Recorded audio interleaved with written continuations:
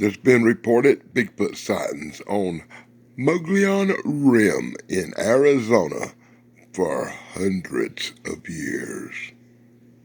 But I go about it a little differently than all of the Bigfoot shows and all of the, those guys will never find anything, but we try to tweak their interest to come to us. Chasing them is futile. Well, for one, they're curious, so we basically do not try to appear like a hunter or a predator or anything like that. We just go about our activities. Basically, we started leaving them treats.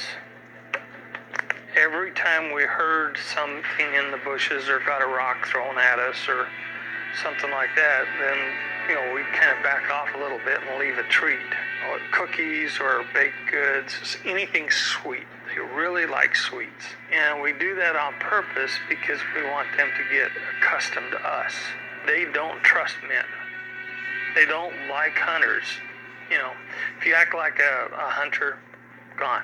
In fact, I think our special forces could take some lessons from these guys.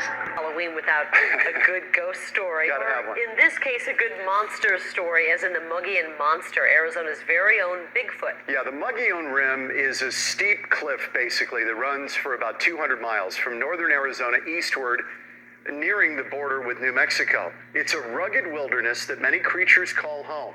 And as Linda Williams reports tonight, one man says the Mogollon Monster is among them.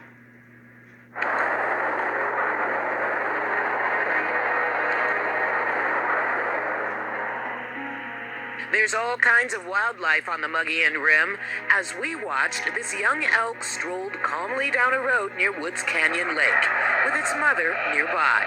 But according to some, there is wildlife in these woods not so keen to be caught on camera.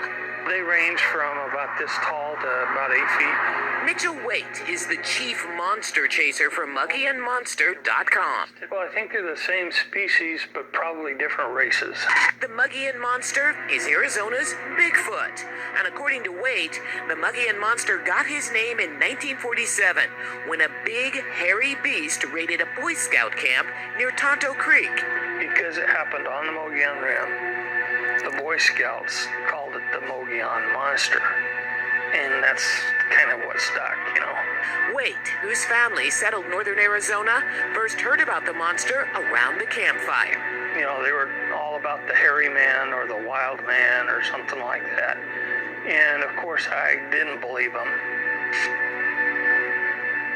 We took all these campfire stories and we published them into a book called The Mogollon Monster, Arizona's Bigfoot. And they were just campfire stories. No proof, just stories. But stories slowly turned into reality after Waite started receiving reports of Bigfoot sightings and started to investigate for himself. His first sighting was 7 years ago while driving up on the rim. I just happened to catch something out of my corner of my eye, and I turned and looked, and this thing stood up out of a small cave. And my first thought was, it looked like Cousin It on the Addams Family, But by the time I got it backed up, it had already covered probably 30 yards and disappeared into the bushes. Waite showed us photos of the Mogollon Monster he and his team have captured. Cal, look at And that. this video from inside a cave made of sticks and pine needles. Look at This, this. says Waite, is a small baby Bigfoot trying to hide in the corner from his night vision camera. Waite has mapped Mogollon Monster sightings from across the state. There are many, but most are up on the rim, and he's had his own sightings. Probably well over a dozen times now. Yeah. Basically, we try to tweak their interest to come to us. It seems Bigfoot has a big sweet tooth. Cookies or baked goods, anything sweet. They really like sweets. Footprint castings represent the traditional Bigfoot proof of life.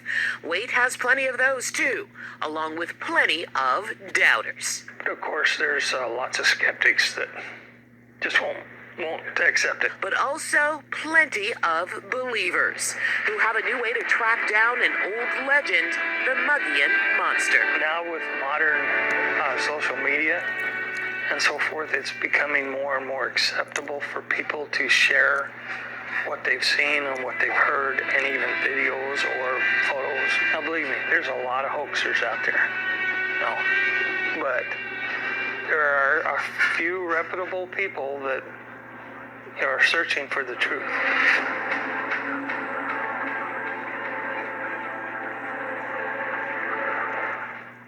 And that is why I don't count.